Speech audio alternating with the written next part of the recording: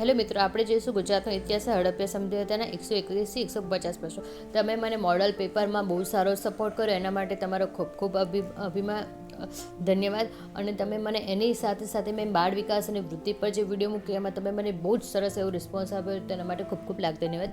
હું છે ને તમારા એના માટે ડેલી અપલોડ કરું છું. ઓલરેડી અપલોડ થઈ ચૂક્યા છે. જો તમે વિડીયો ના જોયો તો તમે જોઈ લેજો. ચલો આપણે શરૂઆત કરીએ ટાઈમ વેસ્ટ કર્યા વગર.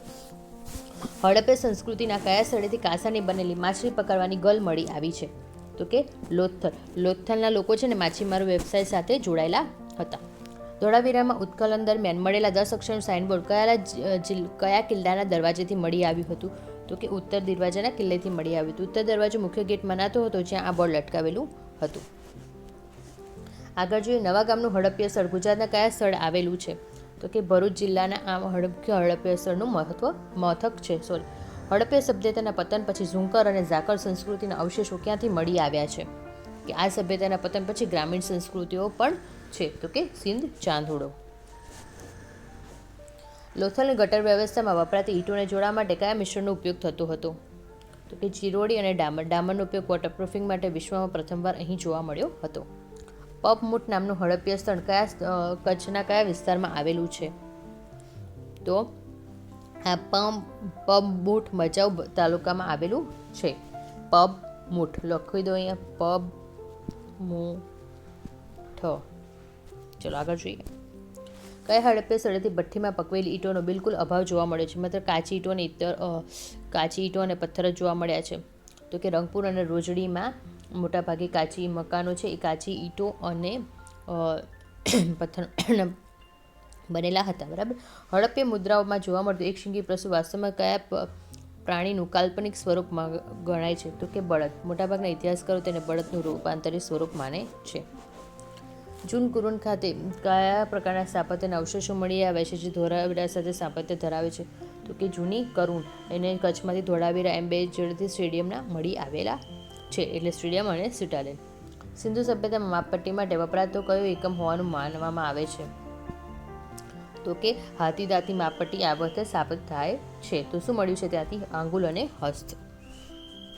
આગળ જોઈએ, ગુજરાતમાં કયા સ્થળેથી હડપ્પા સભ્યતાના કબ્રસ્તાનમાં શબની સાથે કૂતરો દફનાવવાના પુરાવા મળી આવ્યા છે? તો કે આ પ્રશ્ન ભારત સ્થળનો છે. જીપીએસસી એક્ઝામની તુલના માટે પૂછાય છે. તો કે રોપડ પંજાબ પણ ગુજરાતના તુલના પરીક્ષામાં પૂછાય છે.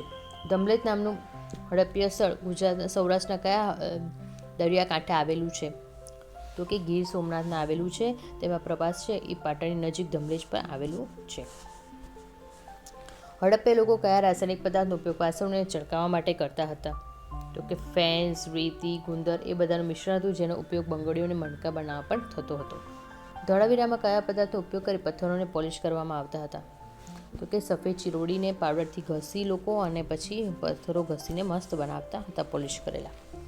લોથલમાંથી મળેલ ગોદીનું પાણીનું સ્તર જાળવી રાખવા માટે કઈ ટેકનિક વપરાતી હતી?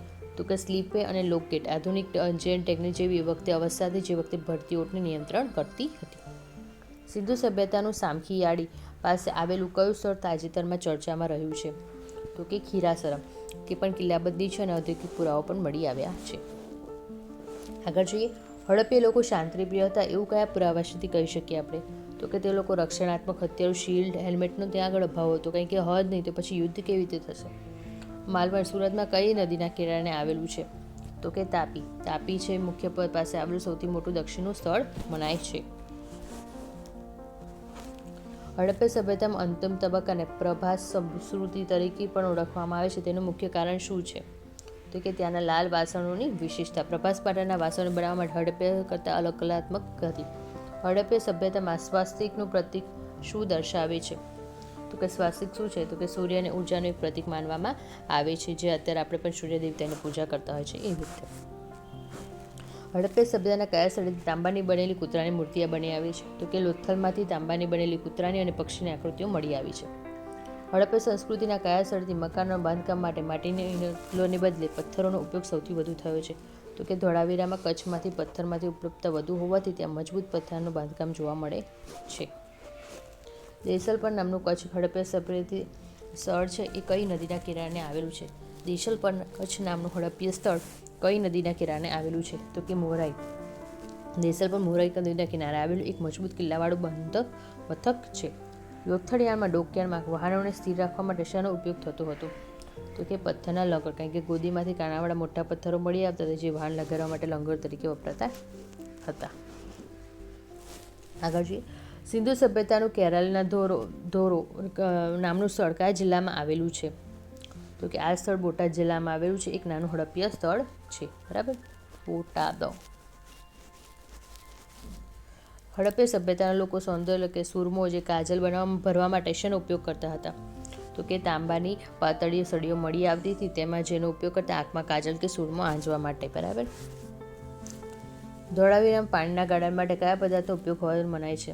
તો કે રેતી અને કાંકરી. જળાશયના મુખ્ય પાસે રેતી અને કાંકરીના સ્થળો જોવા મળે છે જે ગાળા પદ્ધતિ સૂચવે છે.